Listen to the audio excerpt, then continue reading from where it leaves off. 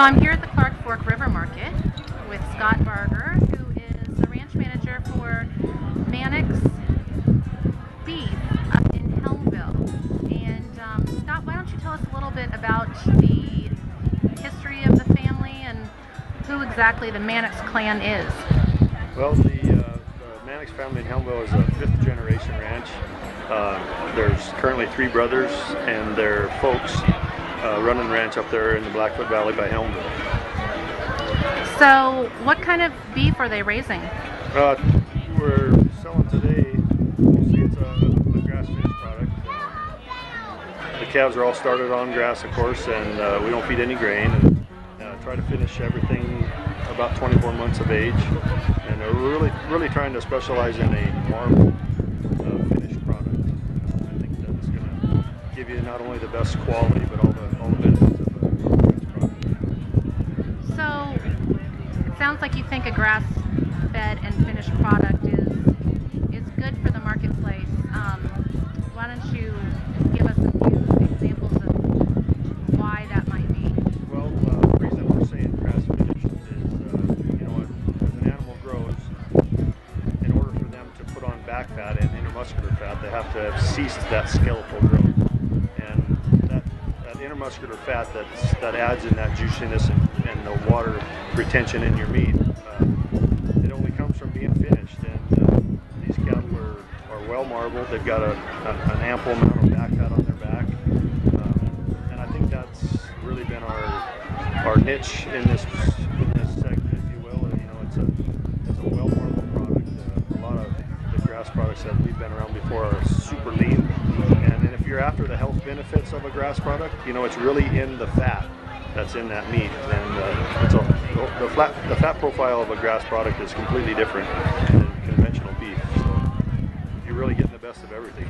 The health benefits and the great eating experiences is what we're trying to do. So we hear a lot about fat, though, and we should avoid fat and things like that. So what are the differences in a grass-fed and finished beef fat than in a conventionally raised grain-fed product?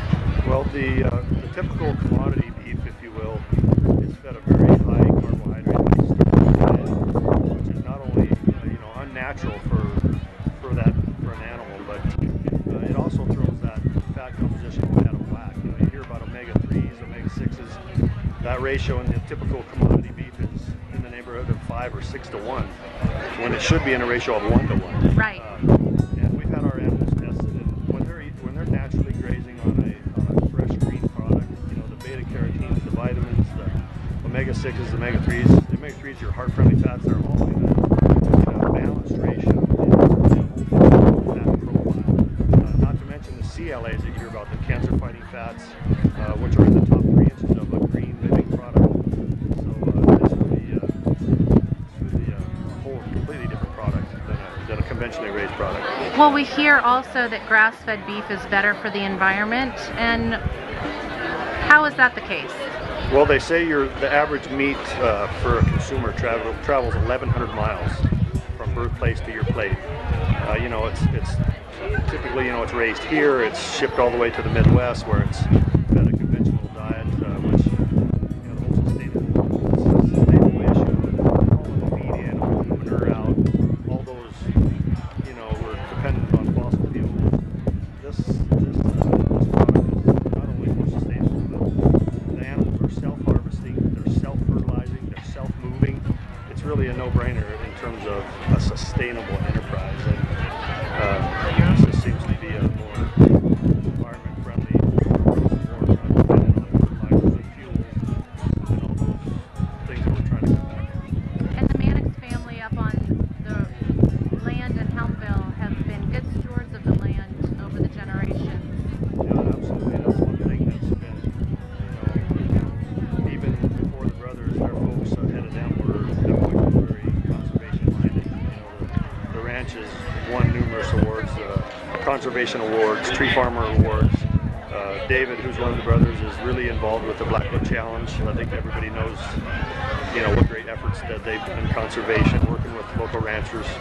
So yeah, the brothers are trying to leave something for the youth that's coming into agriculture, which is see a lot of that today. So Yeah, the legacy is really important. Wow, well thanks Scott for your time, and let's just check out what's going on out here at the Clark Fork River Market. It's a beautiful day, windy, crazy windy, but that hasn't kept anybody from coming out. Beautiful blue sky, we've got asparagus and morels,